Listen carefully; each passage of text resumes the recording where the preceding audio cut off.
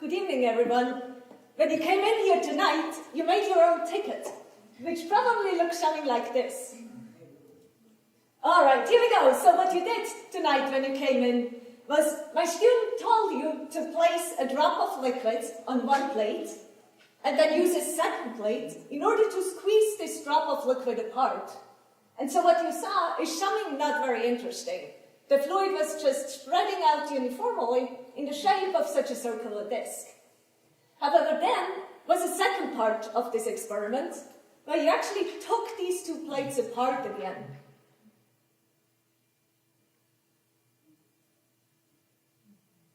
And this is where you saw spontaneously the growth and the formation of a pattern. So what is actually going on here? So what's going on here is that you have two fluids. You have your blue dye, or your dye drop, which is one of the fluids, and you have the air, which is our second fluid. Now these two fluids, they have very different viscosities, where the viscosity tells us something about how easily a fluid flows. So your dye has a rather high viscosity, so high resistance to flow, whereas the air flows very easily and therefore has a low viscosity. So now in this first part of the experiment, you took your more viscous fluid, the drop of dye, and just displaced the less viscous fluid, the air, with it, and this led to the stable round-shaped pattern where small perturbation at the interface were stabilizing again. However, in the second part of the experiment, all you did was you essentially inverted the two fluids, such that now you had your less viscous fluid, the air rushing into the more viscous one, and in this case, the pattern was unstable and small perturbation at the interface would grow into this large-scale pattern. And so this is an example of an instability between two fluids, which is called a fingering instability, and you see that it leads to these repeated branching patterns. And so I overheard a couple of you talk about the tickets that you got, and I heard people say that these tickets, or these patterns that form here, they look just like trees, or they look just like river network. And indeed, such branching patterns are everywhere in nature. And so in nature actually explodes patterns like this in order to get an optimized function. For example, a tree grows by all these branching because it leads to an optimized light exposure of the tree leaves, and an optimized oxygen exposure for the tree. Our lungs are another example of how such a branch network can actually increase the function of a material.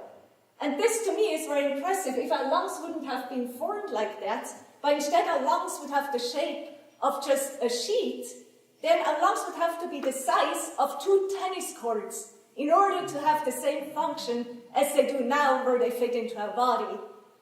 And so we want to understand how such patterns form, but this field is very challenging because patterns, they form in systems where very small perturbations to the system can lead to large-scale growth, and where this growth can occur because of a competition between different forces. Now, these patterns, they evolve in non-equilibrium systems, and the growth is non-linear, where non-equilibrium and non-linear are essentially terms that tell you two things. They tell you that these are systems that are mathematically extremely difficult to describe, and they tell you that these are systems that we understand very, very poorly. And so as a scientist, we want to understand how these patterns spontaneously grow, and our approach in my lab is to use model systems in order to study growth and to understand the control parameters that lead to these patterns. And I can already tell you that in this study we see many surprises, which is a hint that there is very, very deep science involved in the formation of these patterns. And so we use a system to study these patterns, very similar to your ticket. We have 2 glass plates. One of them has a hole. We inject our fluid through the center hole. There's a very, very thin gap in which we inject the fluids. And then we look from the top how an outer fluid displaces an inner fluid. And what we typically see are these instabilities. Now in this video, I'm going to show you the invasion of a dyed water into an oil, and again you see these branching patterns to grow.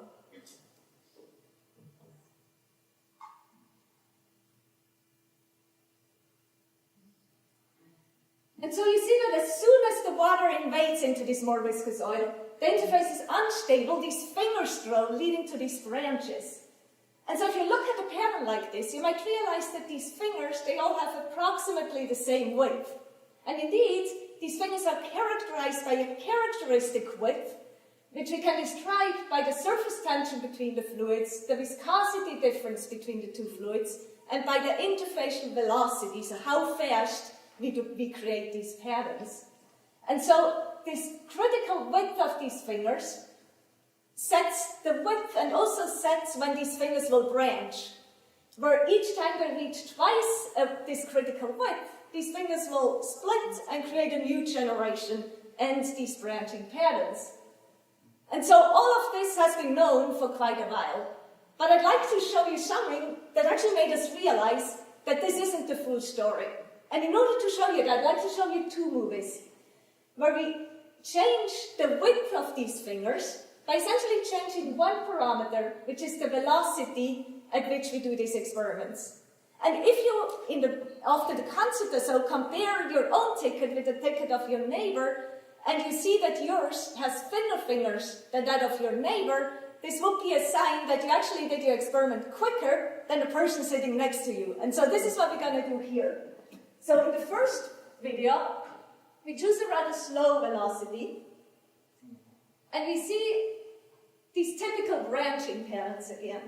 Now in the second video, we choose a velocity that is about 10 times larger than the first one. So I just told you a larger velocity will make thinner fingers. So we will get thinner fingers, they will split much more often, and I will get a much more branched pattern. And so let me show you how that looks.